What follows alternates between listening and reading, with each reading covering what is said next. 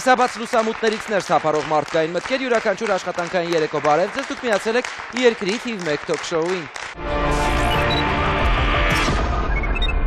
Դիմավորենք մեր առաջին հյուրը տիկին Սիրուն Հարությունյանն է։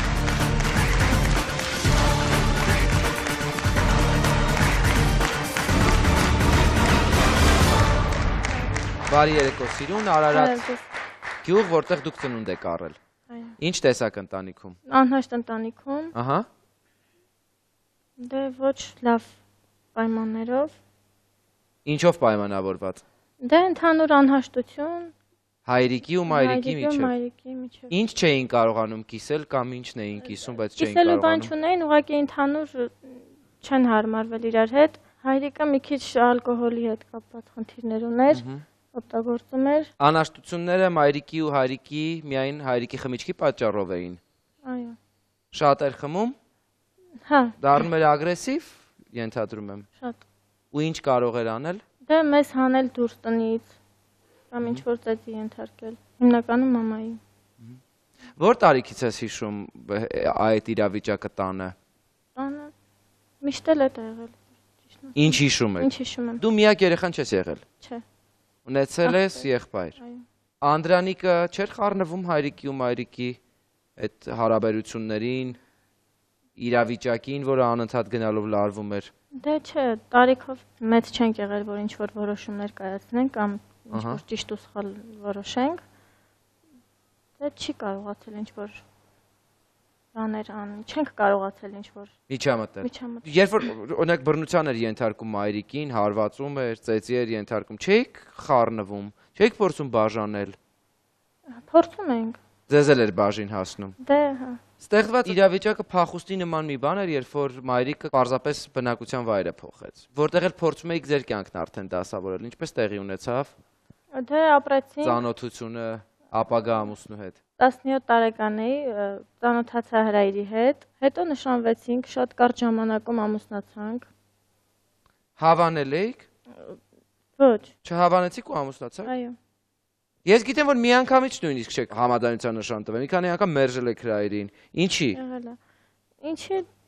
դե նենց չի եղել, որ իմ սրտովս է եղել ամուսնությունը այդ տարիքում։ Միշտ այնքան հետաքրքիր է, այստեղ լսում եմ պատմություններ, միշտ, չէ, դուրս չէր գալիս, բայց ամուսնացանք։ Ոնց։ Ոնց դժվար կյանքից։ Իսկ ձեզ հեշտ կյանք էր սպասվում։ Փաստորեն ավելի դժվար կյանք էր սպասվում։ Այսինքն դուք փորձում էիք ինքներդ ձեզ համար փախուստը կազմակերպել։ Հրայրի որ որակները որպես մարդ հատկապես դուրս չէին գալիս, այսինքն կամ ոչ մի կերպ չէիք կարողանում հասկանալ այդ տղային։ Ինքը որ գալիս էր, շփվում էինք այդ ժամանակ, հələ չէինք ամուսնացել, շփվեցինք մի քանի անգամ, շատ լավ էր, նորմալ, շատ քիչ էր խոսում, տենց բան չէր անում, էլի, ինչ որ ինձ դուրս չգար կամ ընդհանուր տան անդամներին դուրս չգար, ընտանիքի, ամեն ինչ նորմալ էր։ Մինչև հրայրը մի քանի երկրպագուներ եք ունեցել, որոնք եկել են, կրկին ձեր ձեռքը խնդրել են մայրիկից, բայց մայրիկը չի համաձայնել։ Ինչ տեղի ունեցավ, որ հրայրի դեպքում այդ ձեր անսասան լինելը մայրիկի խախտվեց։ Ոչ թե մայրիկը չի համաձայնվել, այլ ես չեմ ուզել։ Իսկ հրայրի դեպքում չգիտեմ, ինչ որ մտածեցի, որ ավելի լավը հնարավոր է, որ չլինի։ Որոշեցի մի քիչ շփվել նշանվելուց հետո, բայց ամեն ինչ այնքան արագ ստացվեց, որ չհասցրեցի։ Ըստ ձեզ նորմալ էր, որ ձեր ապագա սկեսրայրը մայրիկից գրություն պահանջեց, որ նշանը հետ չեք տալու, խոչընդոտ չի լինելու ամուսնության հարցում։ Որ մի ընտանիքում է նման բան լինում։ Դուք կարծես հոլիվուդյան մի ընտանիքից եք, համարյա թե ամուսնական պայմանագիր էլ պիտի ունենայիք։ Դե լսելով, որ ինքը ոչ նորմալ մարդ է, այսինքն սեր ունի խմիչքի հետ շատ, ու այդ ժամանակ էլ նենց չէր, որ նորմալ վիճակում էր, նորմալ ընդունեցինք իր ասածը, որպես ցնորք։ Միգուցե, ուղղակի առաջարկեց, հետո տղերքից մեկը լսելով ասեց, որ ամոթ է, ինչ որ էլ մի շարունակի։ Դժվարություններով, բայց այնուամենայնիվ տեղի ունեցավ ձեր ամուսնությունը։ Նշանվեցինք, հետո կարճ ժամանակ կարճ տևեց մեր նշանվելը, իրանք վրազացրեցին, վրազ տանենք, գնանք, անդադ տենց խոսակցություններ, գնանք, մեկը տանելու ենք, մեր հարազատությունը հավաքվել են արդեն, հեռու տեղերից են, չեն կարա նորից գան, արդեն բոլորը կան, ամեն ինչ պատրաստ է, դե իսուր չեմ ունեցել, մահացած է եղել, ես չեմ ճանաչել իրան, դե պարզավոր հրայրի աղբոր կանայք են եղել, այդ կազմակերպել այդ ամեն ինչը,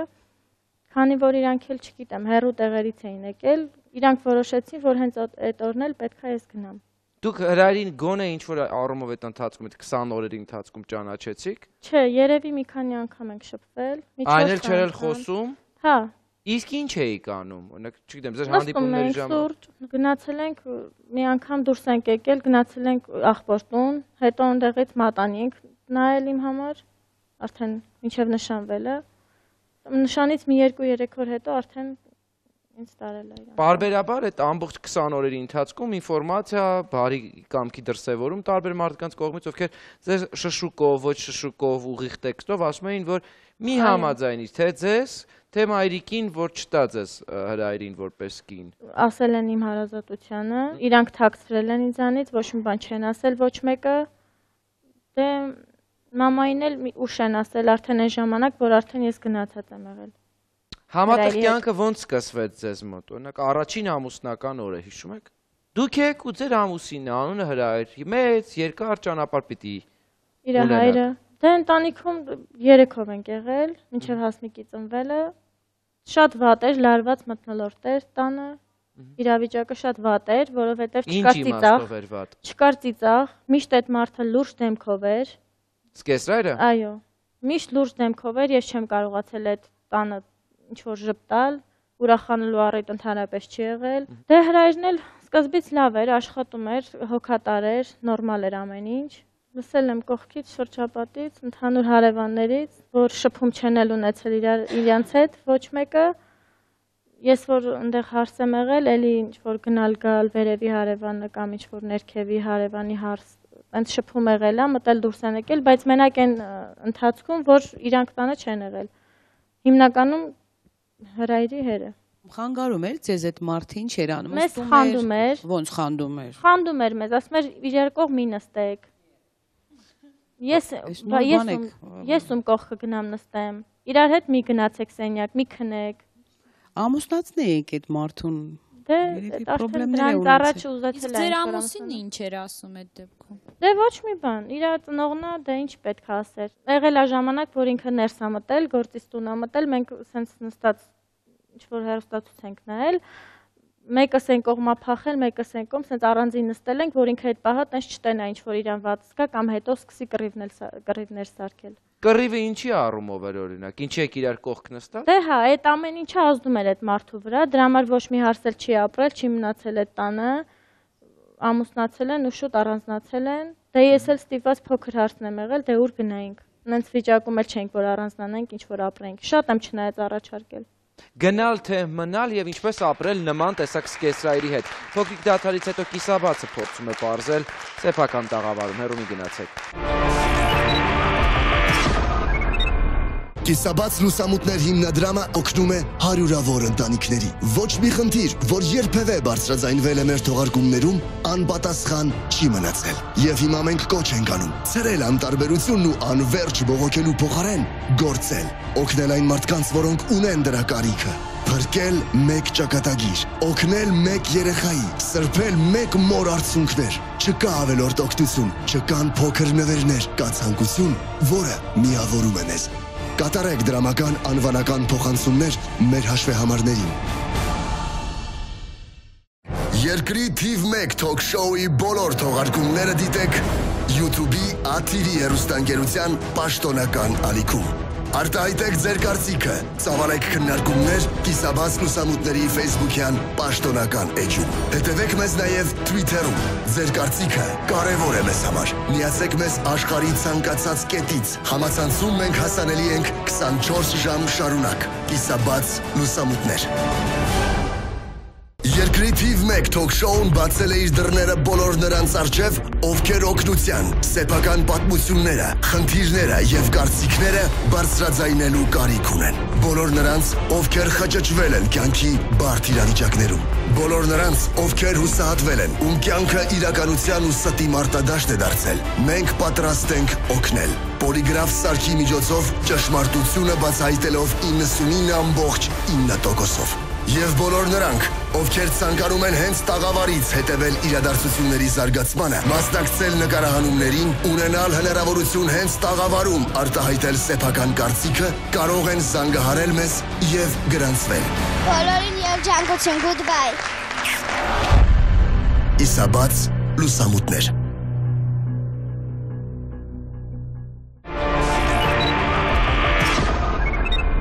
Հայկական հեռուստատեսության պատմության մեջ միակ սոցիալական թոք-շոուն 4 տարուց ավելի փորձում է վերանել հասարակական բոլոր խնդիրները։ Եվ կիսաբաց լուսամուտներ բարեգործական հիմնադրամն էլ փորձում է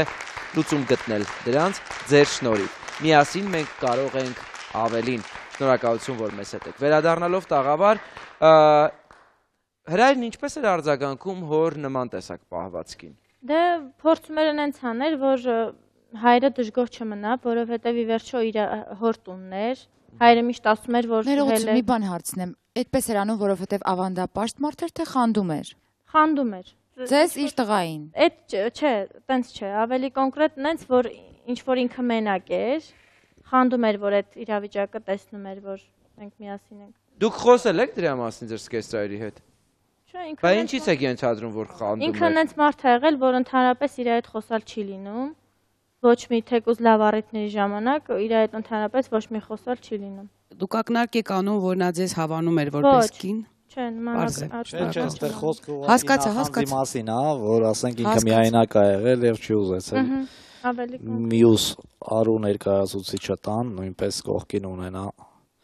զուգընկեր։ Նա նաև խոչընդոտ էր հանդիսանում, որպեսզի դուք օրինականացնեք ամուսնու հետ հարաբերությունները, ճիշտ է։ Ինչի դա ինչ խնդիր էր։ Միշտ չի ուզել, ասել է հանկարծ չգրանցես այս տան վրա, որովհետև չգիտես այս աղջիկը ինչքան կապրի մեր հետ, կապրի, չի ապրի, ոնց որ կասկածներ եղել է միշտ, ու ասել է, որ չզաքսավորվես էլ։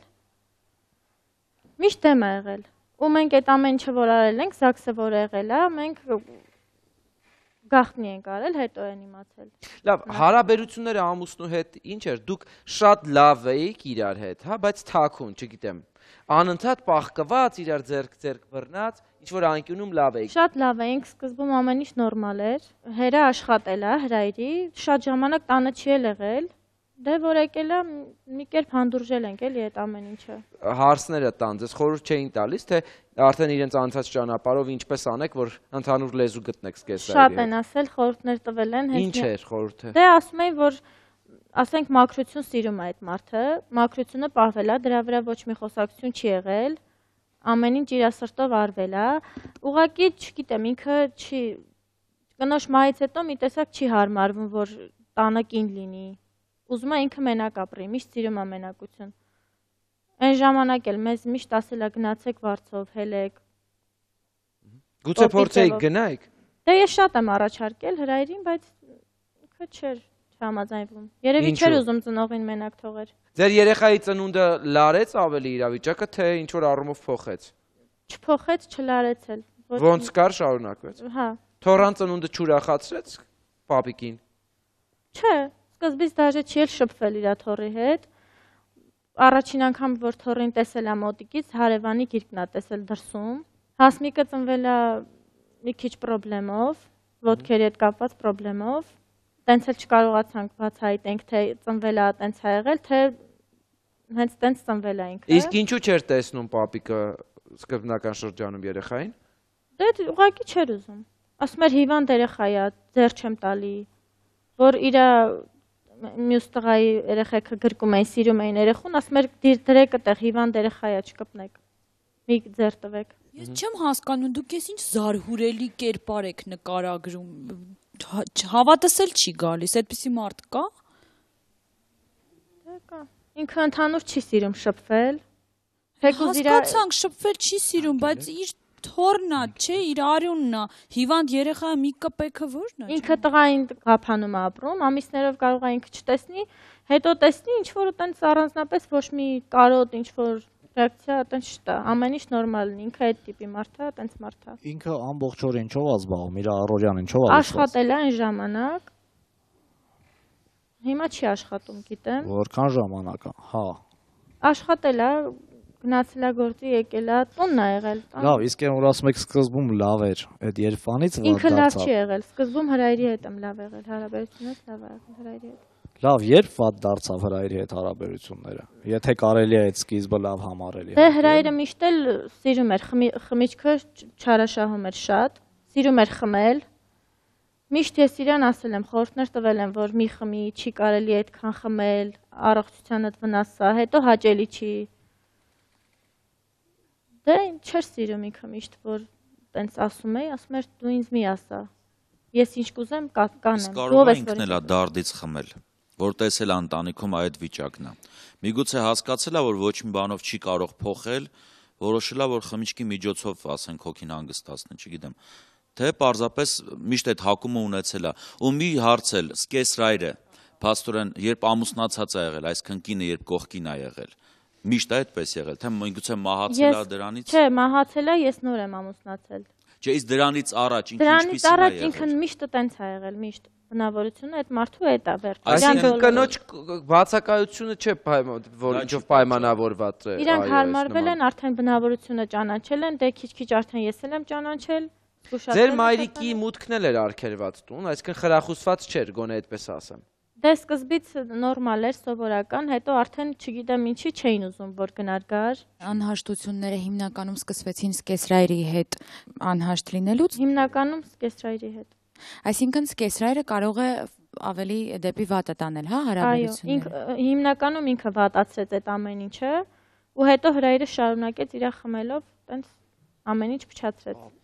Գիտեք, մի բան կա էլի մեր հայ ընտանիքներում, ես ինչքան որ նկատել եմ ու գիտեմ, սկեսրայրների հետ հարցերը շատ հանգիստ են լեզու գտնում։ Մի տղամարդ էր, նրան ընդամենը պետք էր մի ափսե հատակ ճաշ, մաքուր զգեստներ եւ ընդամենը ձեր բարի ժպիտը, որպես տուն եկած հարս,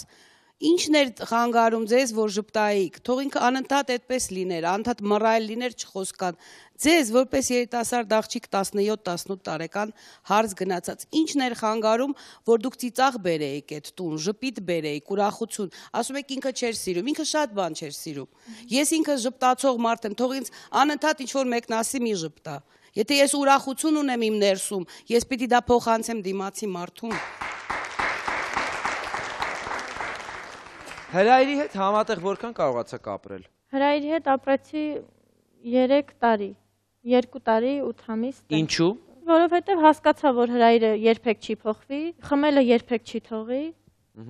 Ես էլ որոշեցի, որ ես տենց չեմ կարա երկար ապրեմ։ Ու ինչ, որոշեցիք, որ հեռանում եք Հրայրից։ Հա, որովհետև շատը իր ծնողից էլ էր, անդադ տանը վեճ էր, անդադ շատ լարված մթնոլորտ։ Անհնար էր ապրել այդ տան մեջ։ Ուր գնացիք այդ փախուստ էր համենայն դեպս իրավիճակից։ Գնացի սկզբից մերոնց տուն, հետո նորից ներեցի, մի քանի օր հետո նորից եկավ, ասեց ամեն ինչ լավ կլինի, ամեն ինչ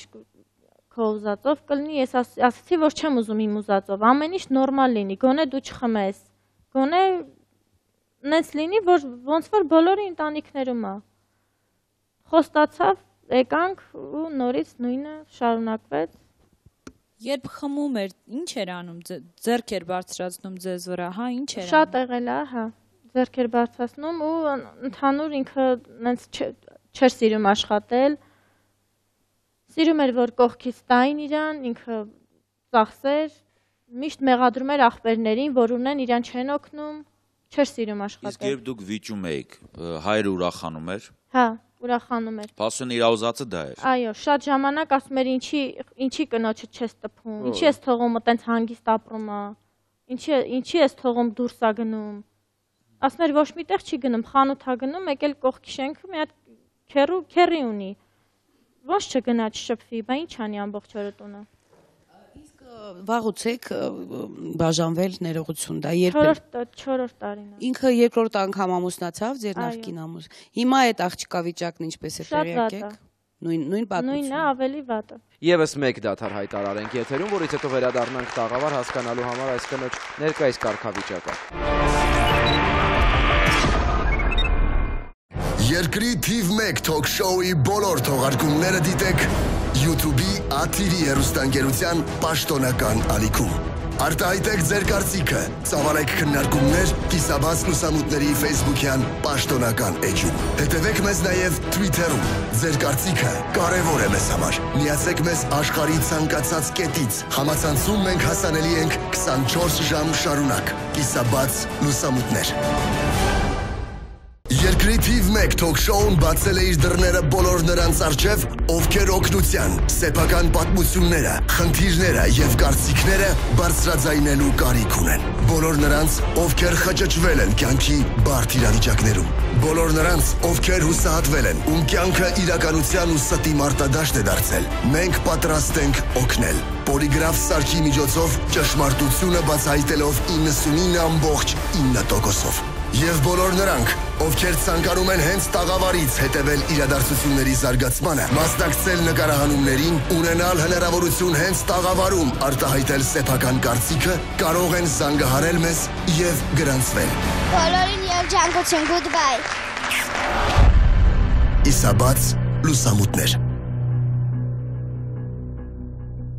Կիսաբաց լուսամուտներ հիմնադրամը օգնում է հարյուրավոր ընտանիքների։ Ոչ մի խնդիր, որ երբևէ բարձրաձայնվել է մեր թողարկումներում, անպատասխան չի մնացել։ Եվ հիմա մենք կոչ ենք անում ցրել անտարբերությունն ու անվերջ բողոքելու փոխարեն գործել, օգնել այն մարդկանց, որոնք ունեն դրա կարիքը, փրկել մեկ ճակատագիր, օգնել մեկ երեխայի, սրբել մեկ մոր արցունքներ։ Չկա ավելորդ օգնություն, չկան փոքր նվերներ, կա ցանկություն, որը միավորում է մեզ։ Կատարեք դրամական անվանական փոխանցումներ մեր հաշվեհամարներին։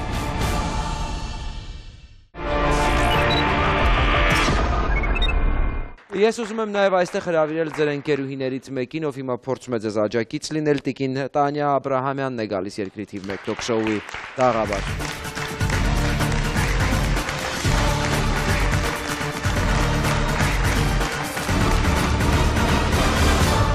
Բարի երեկո տիկին Տանյա, դուք էլ երկար ժամանակ է ճանաչում եք ընտանիքին, այն իրավիճակին, որը եղել է այնտեղ։ Ինչ եք դուք հիշում եւ ինչով էր հատկապես տպավորված այդ ընտանիքի անախորժություններն ու պահվածքը։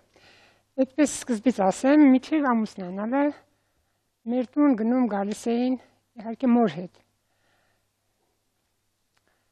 Հետո ամուսնացավ, դե լսեցի, որ ամուսնացել է եւ շատ ուրախացա։ Եվ հարց տվեցի իրեն, ասեցի, ինչու այդքան շուտ ամուսնացար։ Չէ՞ որ դե ժամանակ ունես, 17 տարեկան ես։ Ասեց, դե Վարշավայում ենք ապրում, տնից դուրս էին եկել։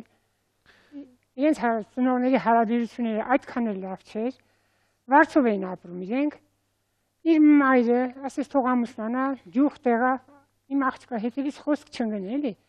Այդտենց ամուսնացրեց, որպեսզի լավ կյանք ունենա իր երեխան։ Եվ կեսարն ասել էր կպահեմ որպես իմ աղջիկ, ես աղջիկ չունեմ։ Այդպես ամուսնացավ։ Եվ գնում գալիս են մեր տուն, ամուսնու հետ։ Ինչ տպավորություն էր թողել ամուսինը։ Դե ամուսինը գալիս էր խոսքի սկզբնական շրջանում, ինքը վատ տղա չէր խոսքի։ Բայց լավն էլ չէր ոնց որ հասկանում։ Ինչու այդ եմ ուզում հասկանալ։ Դե ամեն մեկս էլ որ վերցնենք, ունենք մեր թերությունները։ Ես իրանց ընտանիքն է հիմա, կուխնյան, հիմա վիճաբանություն եղել է, դե ասել է ինձ խոսքի։ Մի օր հաց չեն ունեցել, սոված են եղել, եկել է մեր տուն երեխայի հետ։ Դուք ձեր տանը ծեծի ենթարկվել եք։ Չէ, այդպես բան։ Այսինքն նորմալ է, չէ՞, որ կարելի է ծեծի չենթարկվել։ Դե հիմա ընտանիք է, ինչ հիմա բոլոր սեկին եք, հիմա կարող է եղել է։ Հիմա ծեծ, ասմեր ծեծում է ինձ։ Ամեն ինչը ես գիտեմ, որ իր կեսրարն է դրանց միջի խոչընդոտը։ Ձեր խորհուրդը ո՞րն է եղել։ Ես ասել եմ դե կանցնի ամեն ինչը, ոչինչ, ամենքիս ընտանիքում էլ խոսակցություն լինում է, միջև հասնում ենք մեր նպատակին։ Դե ջահել են հիմա, ինչ ասեմ, իրանք չհասկացան իրարու։ Բայց որ ամուսնալուծվեցի տիկին Տանյան այդքան էլ տխուր չէր, իր ամուսինն էլ ուրախ էին, որովհետև միշտ ասում էին։ Ծնողները հոր մասին ընդհանրապես չեք խոսում, մայրը կարծես արգելված լիներ տանը։ Չէին ուզում որ շփվեի, Ոչ հոր, ոչ մոր հետ։ Դե շփվում էի, բայց չէին ուզում որ գնային գային, տենց շփումներ առանձնապես շատ չի եղել։ Ձեր եղբայրը ձեզանից մեծ է թե փոքր է։ Փոքր է, մի տարի փոքր։ Եղբայրը եղել է ամուսնու հետ զրուցան, ինչ որ փորձեն ընդհանուր լեզու գտնել։ Չէ, տենց չի խառնվել։ Ասել է ընտանիքա չի խառնվել։ Հա, ձեզ հանձնել էին այդ ընտանիքին, ինչ կլինի։ Ասել է հա, ամուսնացել ես, դե չի խառնվել ոչ մի հարցով ինքը։ Իսկ ինքը հիմա ամուսնացել է։ Ոչ։ Ես առաջարկում եմ լսենք նաև ձեր ամուսնուն, ում հետ մենք հնարավորություն ունեցանք միայն հեռախոսով զրուցելու, հա թե ինչ պատմեց նա կիսաբաց լուսամուտների աշխատակազմին։ Ինքը ինքնասիրություն չունի նախարարինը, պրոստը ափսոսը տեղը որ իր մոտ է, այդ ո՞ր մի տունը դժվարություն չի եղել, էս չի եղել, ո՞ր մի տանը չի եղել։ Ես գողա չեմ, ես չեմ, ես մի հատ չասիվ ընտանիք եմ։ Ես հազիվ եմ ծերեցներին հասցնում, հազիվ։ Ես շատ բաներ կուզեմ անեմ, բայց չի ստացվում։ Ճանքս են դա դասավորվել։ Զանգում եմ մեկ երեխայիս եմ հետ խոսում, որ գալիս եմ Մարատ երեխուս եմ տենում, որ հնարավորությունը ներում է գալիս եմ Երևան, անպայման այցելում եմ երեխայիս։ Կարող է 4 ամիսը մեկ կլինի, 5 ամիսը մեկ կլինի, 7 ամիսը մեկ կլինի, ամիսը մեկ կլինի, չեմ կարող ասեմ։ Ես որ հետում եմ ես իմ աղբորս տնից շոր եմ իմ հասից առնում,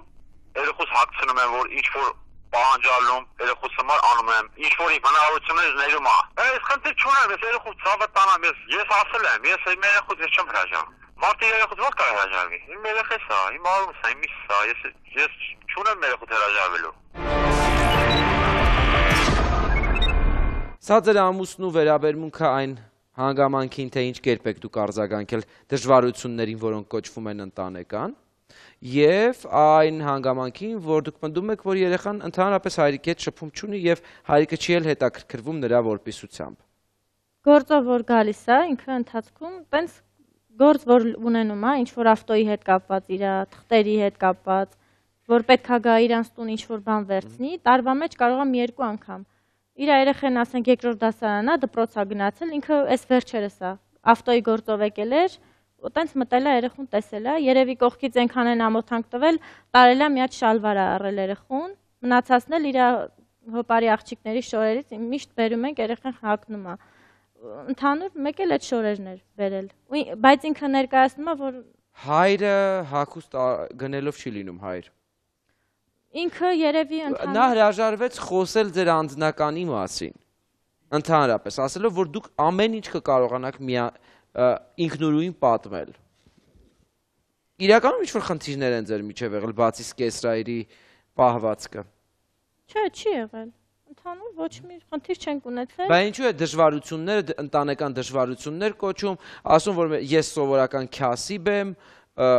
գուցե ինչ-որ պահանջներ եք ունեցել։ Որովհետև շատ սոված օրեր ենք անցկացրել, որ դա նորմալ չի, որ մի օր չի, 10 օր չի, 2 ամիս չի, 5 ամիս չի։ Ինքը ասում է ես քյասիբ եմ, քյասիբ տղա եմ, բայց տենց չեն արդարացնում իր չաշխատելը։ Տենցով չի արդարանում։ Եթե ընտանիք չէր կարող կազմել, ինչի համար երեխա բերեցիր, ունեցար, կին ամուսնացար, կին բերեցիր, երեխա ունեցար ու հիմա այդ երեխան սոված է քո աչքի առաջ։ Ինչի համար։ Դուք ձեր օրինակով եք խոսում, բայց ձեզանից հետո եղավ երկրորդ կինը, 2 երեխա եւ երրորդը, որին սպասում է։ Որը պահում է իր զոնքաչնու աները։ Դրա համար այդ պատճառով ինքը գնացել է այնտեղ ապրում, որ իրանց հաշվին ապրի։ Ու դա բոլորը գիտեն։ Որ ինքը ոչ մի բան էլ չի անում։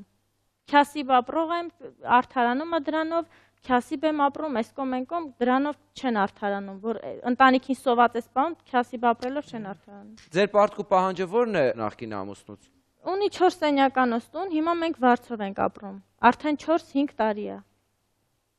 Ու հնարավորություն չունենք ընդհանրապես ապրելու, վարձ տալու եւ այլն։ Դուք չեք աշխատում։ Ոչ։ Իսկ ինչու։ Որովհետեւ Հասմիկին աղջկա չկա ինչ որ նայող, իրան տունը Իսկ չեմ ինչպես կարող եք ապրում, եթե չեք աշխատում։ Հրայրը տալիս է ալիմենտ, ինքն էլ չի տալի, հայրն է ամեն ամիս։ Ինչքան է դա։ 15000, 15000-ով դուք ինչպես եք ապրում։ Ստանում եք նպաստ, տանեկան։ Պաստորեն այդ դաժան հայրը ինքն է տալիս ալիմենտը։ Ինքն է տալիս ալիմենտը, կողքից ասել են, որ մի քիչ շատ չտակ, ամիսներ կուտակվի, ձեր բնակարանից մի սենյակ կտան հարսին, թորանը, դրա համար այդ մտավախությամբ ամեն ամիս, 2 ամիսը մեկ կամ էլ տենց վճարում է։ Ինչպես կանոնակարգել, եթե օրենքի սահմանում կարծես թե այն ինչ որ պիտի լինի ալիմենտի առումով լուծված է, Լիլիթ, հայրն էլ կարող է ասել, հնարավորությունները սա է, այսքան հաճախ եմ կարողանում երեխային տեսնել եւ այս հնարավորությունները ունեմ, քյասիբ եմ։ Բնականաբար ձեր սկեսրոջը ճիշտ խորհուրդ են տվել, որ եթե ինքը որոշ ժամանակ իր որդին, ավելի ճիշտ, որոշ ժամանակ չվճարի ալիմենտը, ապա գույքից բռնագանձում կկատարվի։ 15,000 դրամը դա նվազագույն ալիմենտի չափն է, իսկ դուք նաև իրավունք ունեք, քանի որ դուք մեր նախնական զրույցի ընթացքում ասեցիք, որ ձեր նախկին ամուսինը Ռուսաստանի Դաշնությունում աշխատում է եւ բնականաբար այլ եկամուտներ ունի։ Դա կարող է հիմք հանդիսանալ, որ դուք նորից դիմեք դատարան, այդ իրավունքը դուք ունեք եւ ալիմենտի չափի փոփոխություն տեղի ունենա։ Իսկ ինչ վերաբերվում է այն սոցիալական խնդրին, որ դուք այսօր վատ եք ապրում եւ բնականաբար ամուսնալուծվել եք եւ ձեզ ոչ մի գույքային իրավունքներ չի տրվել, այդ առումով նախ առաջինը դուք չեք ներկայացրել, դուք միայն ամուսնալուծության պահանջ եք դատարան ներկայացրել եւ ինձ համար շատ տարօրինակ էր, որ դուք ձեր նախնական զրույցում ասեցիք, որ ինչպես ձեր, այնպես էլ ձեր նախկին ամուսնու փաստաբանը եղել է 1 անց։ Կարծում եմ, եթե լիներ այնպիսի մի հայց, որը գույքային եւ այլ կարգի հայց էր, սա լուրջ բեկանման հիմք էր, քանի որ ամուսնալուծության վերաբերվում երկու կողմի համաձայնություն էլ եղել է, նպատակ չկա այդ վճիռը բեկանել, պարզապես իմ պրակտիկայում սա առաջի անգամ է, որ ես լսում եմ երկու կողմի փաստաբանը նույն անձն է։ Գույքային պահանջ բնականաբար դուք այս պահին չեք կարող ներկայացնել, քանի որ համատեղ ամուսնության ընթացքում ձեր չեք բերել ոչ մի տեսակի ոչ շարժական, ոչ անշարժ գույք, չունեք դրամային միջոցներ կուտակած այդ տարիների ընթացքում, հետևաբար ձեր միակ պահանջը դատարան կարող է լինել այն, որ դուք դիմեք, քանի որ այս պահին ձեր երեխայի խնամքով դուք անձամբ եք զբաղվում, այսինքն երեխայի խնամքը ձեզ է հանձնված, երեխային բնակ տարածք բռնագանձելու, այսպես ասած տրամադրելու համար, քանի որ հայրը նույնպես համասեփականատեր է եւ երեխան բնականա այդ պահանջելու իրավունքը ունի եւ այդ պահանջի իրավունքը դուք միայն կարող եք դիմելով դատարան վերականգնել եւ ինչպես նաեւ մինչեւ չափահաս դառնալը երեխայի ապրել այն բնակ տարածքում, որ դատարանը ի օգուտ ձեզ կտրամադրի պարոն Հրայրի բնակ տարածքից։ Եվս մեկ փոքրիկ դադար հայտարարենք եթերում եւ վերադառնանք տաղավար, հեռու մի գնացեք։ Երկրի թիվ 1 թոք-շոուն բացել է իր դռները բոլոր նրանց առջև, ովքեր օգնության, սեփական պատմությունները, խնդիրները եւ կարծիքները բարձրաձայնելու կարիք ունեն։ Բոլոր նրանց, ովքեր խճճվել են կյանքի բարդ իրավիճակներում։ Բոլոր նրանց, ովքեր հուսահատվել են, ում կյանքը իրականության ու ստի մարտադաշտ է դարձել։ Մենք պատրաստ ենք օգնել։ Պոլիգրաֆ սարքի միջոցով ճշմարտությունը բացահայտելով 99.9%-ով։ Եվ բոլոր նրանք, ովքեր ցանկանում են հենց տաղավարից հետևել իրադարձությունների զարգացմանը, մասնակցել նկարահանումներին, ունենալ հնարավորություն հենց տաղավարում արտահայտել սեփական կարծիքը, կարող են զանգահարել մեզ եւ գրանցվել։ Բոլորին երջանկություն, goodbye։ Կիսաբաց լուսամուտներ։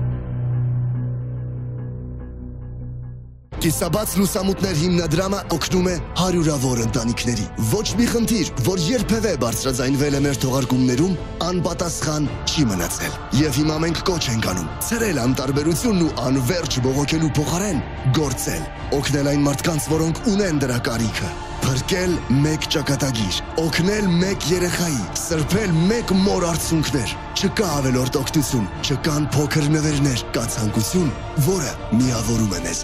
Կատարեք դրամական անվանական փոխանցումներ մեր հաշվեհամարներին։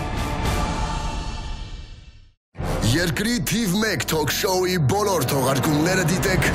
YouTube-ի ATV հեռուստաընկերության պաշտոնական ալիքում։ Արտահայտեք ձեր կարծիքը, ծավալեք քննարկումներ Կիսաբաց լուսամուտների Facebook-յան պաշտոնական էջում։ Հետևեք մեզ նաև Twitter-ում։ Ձեր կարծիքը կարևոր է մեզ համար։ Միացեք մեզ աշխարհի ցանկացած կետից։ Համացանցում մենք հասանելի ենք 24 ժամ շարունակ։ Կիսաբաց լուսամուտներ։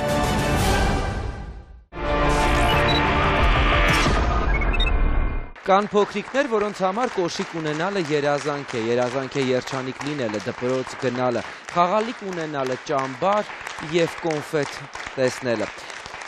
Կիսաբաց լուսամուտներ բարեգործական հիմնադրամը ձեզ հետ միասին փորձում է կատարել երազանքները։ Մենք ուժեղ ենք միասին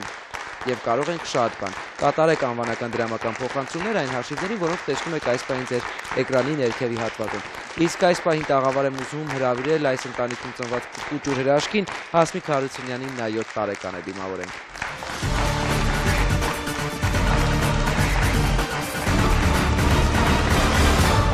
Ողջույն Հասմիկ։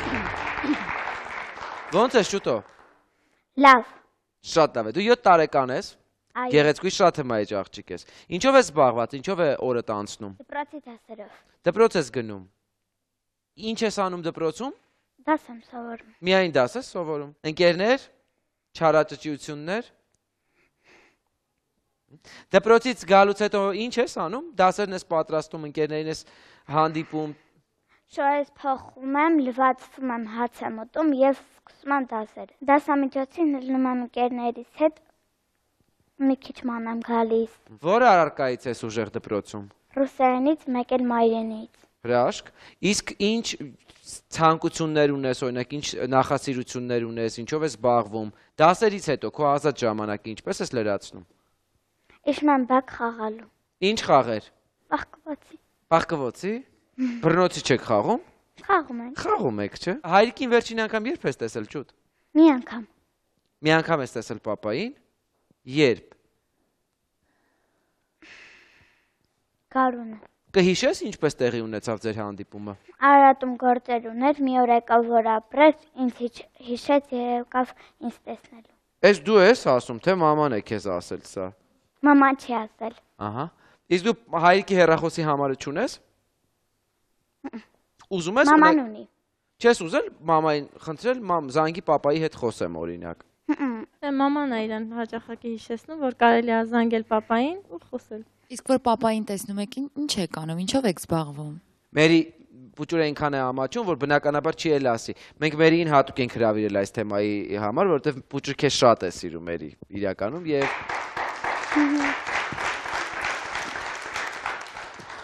Տեսքո փոքրիկ, բայց երազանք կատարվեց հանդիպելու Մերիին։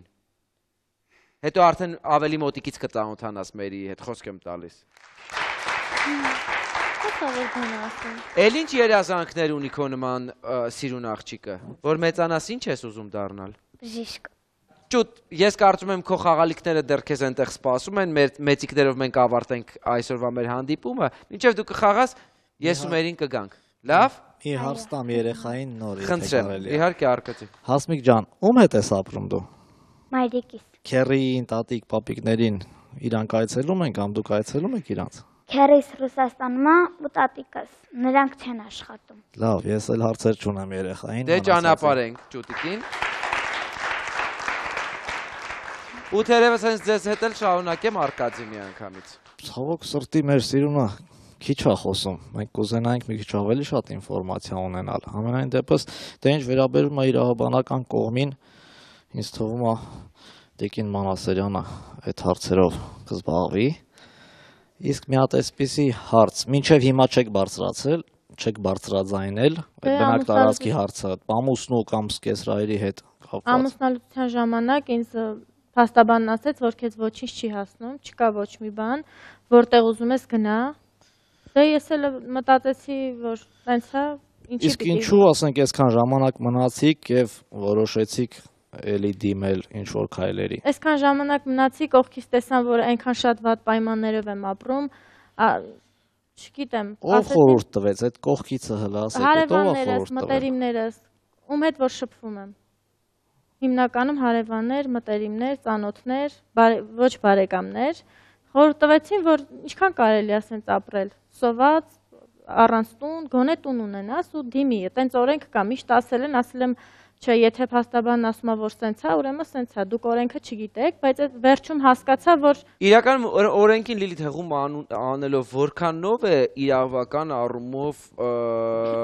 նորմալ, որ երկու կողմերի, որոնք դատարանում են, փաստաբանը, իրավախորհրդատուն, իրավունքների պաշտպանը նույնն է։ Ես արդեն այդ մասին ասեցի, որ ինձ համար շատ զարմանալի էր, ես նույնիսկ առաջի անգամ էի լսում, որ երկու կողմի փաստաբանը կարող է մեկ անձը լինել։ Դա վճռի բեկանման հիմք է։ լիարժեք հիմք։ Այդպիսի բան ես չգիտեմ, չեմ լսել, նույնիսկ չեմ էլ հավատում։ Տիկին Սիրունը ասեց, ես չեմ կարող պատկերացնել դատավորը ինչպես կարող էր դա տանել, եթե նույն փաստաբանով է դա։ Միգուցե մենակ շախմատ խաղաց, չէ՞, տպավորությունը այդպիսին է։ Մրցում ես ինքդ քո հետ։ Շահերն էլ է պաշտպանել, բայց դե յուրե չեմ կարծում, որ պետք է նույն փաստաբանը լիներ։ Այդ մեկը, չգիտեմ, մեկնաբանություն չկա, որովհետև օրենքը նման բան թույլ չի տալիս։ Ու դատավորը չեմ կարծում կգտնվեր այնքան լավ չփորձեմ մեկնաբանել դատավորի կամ մեկ այլ անձի կատարած գործողությունները, բայց ես կարծում եմ, որ նման բան անհնարին է, պարզապես միգուցե երկուսի շահերը պաշտպանել է, բայց դե յուրե միայն մեկի շահերն է պաշտպանել, որովհետև հետևաբար այդպես չէր կարող լինել։ Պարզապես դուք այստեղ ձեր խոսքում ասեցիք, որ բոլոր հարևանները, ազգականները ձեզ հորդորում էին, որպեսզի դիմեք օրենքի,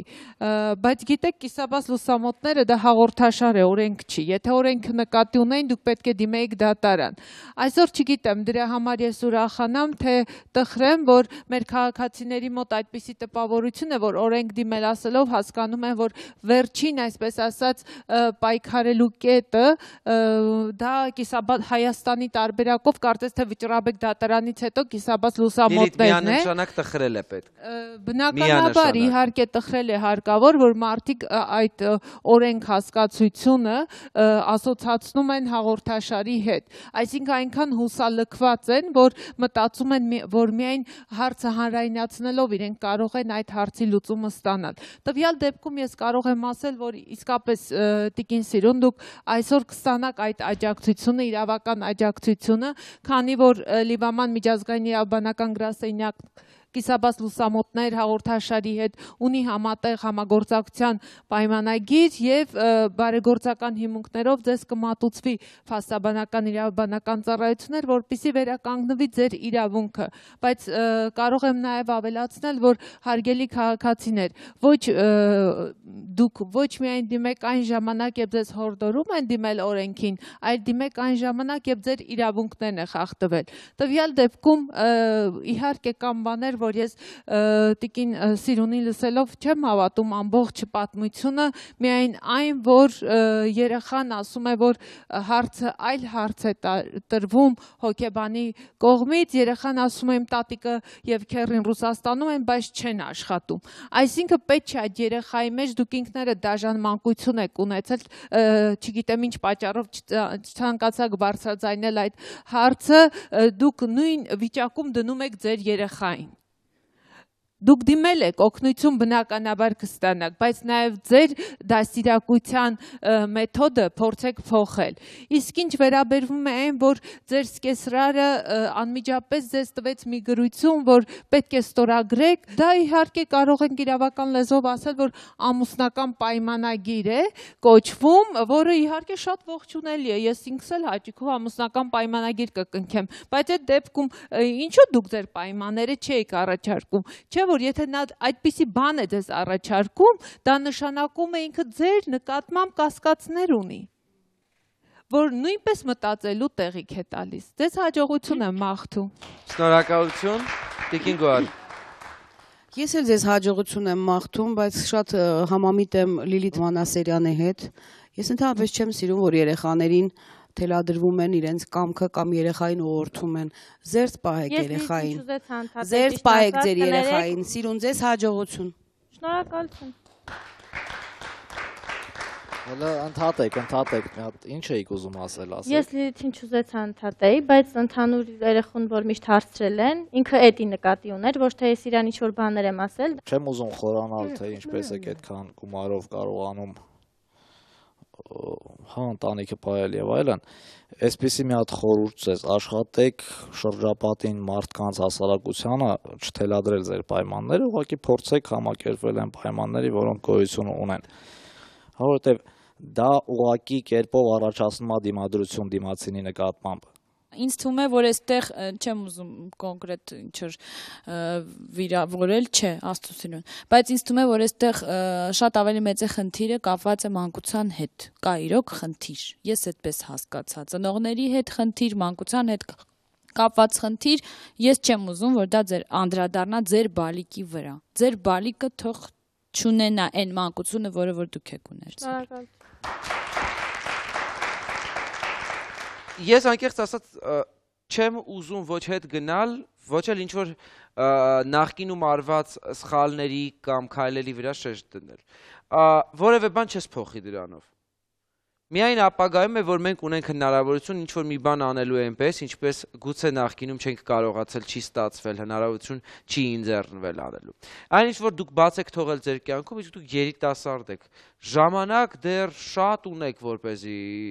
կյանքում իրագործեք։ Միայնակ մայր դա դեռ չի նշանակում դժբախտ մարդ։ Միայնակ կին դա դեռ չի նշանակում, որ դուք դժբախտ եք, ինչի կարգավիճակով դուք հիմա փորձում եք ներկայանալ։ Ամեն ինչ ձեր ձեռքերում է, ձեզ եթե հնարավորություն տրվի, փոքր։ Դուք կարող եք դա օգտագործել դարձնելով ավելի մեջ ու դառնալով ավելի երջանիկ, քան կաք։ Ձեր վերաբերմունքը պիտի փոխվի կյանքին։ Ես իմ դժբախտությունը մենակ նրանում եմ տենում, որ տուն չունեմ։ Եթե տուն լինի, տեղ ունենաս ապրելու, միգուցե հնարավորություն։ Իսկ ես ցավոք ձեր դժբախտությունը միայն 4 պատերի ներսում չեմ տեսնում։ Այ երբ որ մենք հասկանանք իրար թե դժբախտությունը ինչ չափանիշներ ունի եւ որն է երջանկությունը, գուցե ավելի հեշտ լինի ապրել ու նույն այդ 4 պատը ձեռք բերել եք։ Հուսով եմ, որ դա կստացվի։